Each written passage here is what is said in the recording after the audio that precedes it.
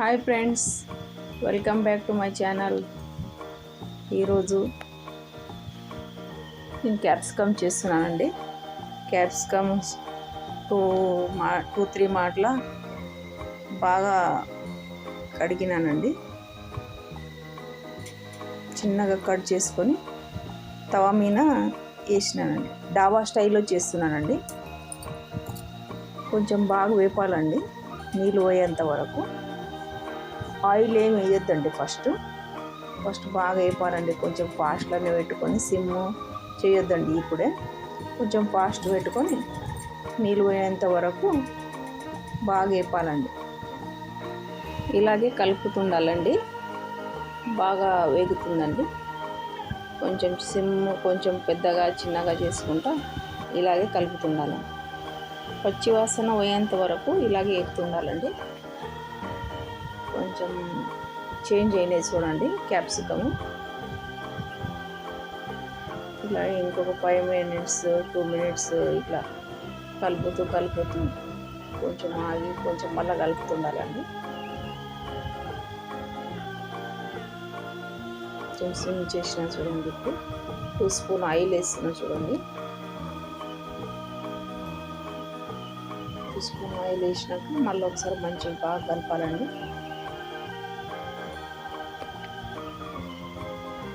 Oil వేయగానే కొంచెం change అవుతుందండి కలరు.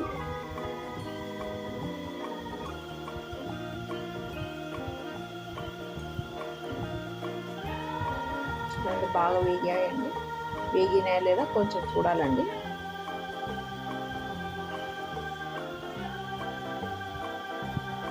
కొంచెం సైడ్కి అంతా తీసుకున్నానండి.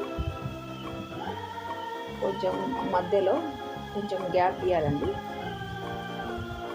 కొంచెం గ్యాప్ ఇచ్చి అంతా సైడ్కి అంతా క్యాప్సికమ్ సైడ్కి చేసుకున్నారండి. ఒక 2 స్పూన్ ఆయిల్ వేయాలండి. ఆయిల్ వేసి కొంచెం ఎల్లిపాయ జీలకర్ర ఆయిల్లో వేసి వేపాలండి.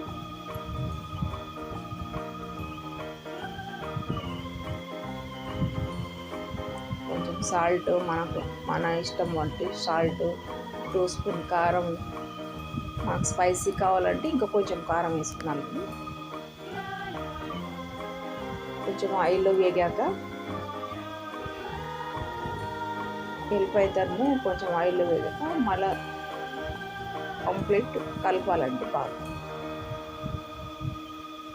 సిమ్లో పెట్టుకొని కలపాలండి, లేకుంటే మాడుతుందండి. మసాలా అంతా మాడుతుందండి.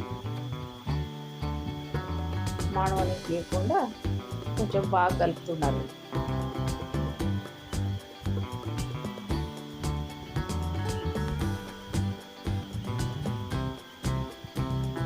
ఇలాగే కలుపుతూనే ఉండాలండి.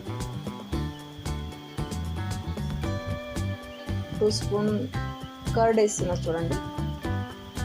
కర్డ్లో కూడా కొంచెం బాగానే సిమ్లో పెట్టుకొని కలుపుతుండాలండి.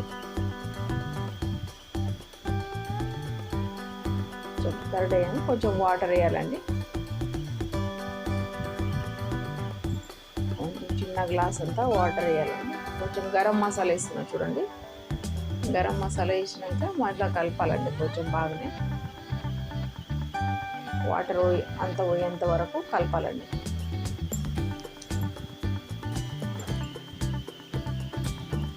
కొంచెం సైడ్కి అంతా ఇట్లా చేయాలండి.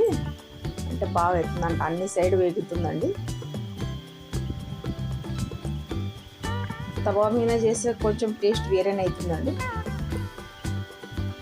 మనం కడాయిలో చేసేటి కన్నా తవా మీద చేసేది వేరే అవుతుందండి. 2 స్పూన్ పల్లీల పొడి వేస్తున్నా చూడండి. పల్లీల పొడి వేసినాక మళ్ళీ ఒకసారి బాగా కలపాలండి.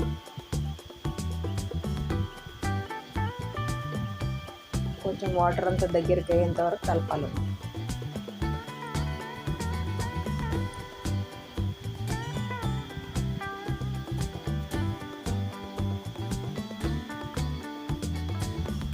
బాగా అవుతుందండి. టేస్ట్ అవుతుందండి. డాబా స్టైల్ అవుతుందండి ఇది.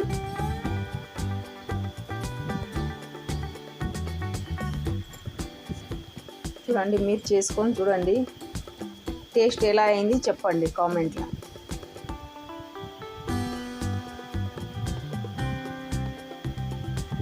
బాగా నీళ్ళు పోయేంత వరకు ఇలా కలుపుతూ ఉండాలండి. మసాలా మాడవకుండా ఉండాలండి.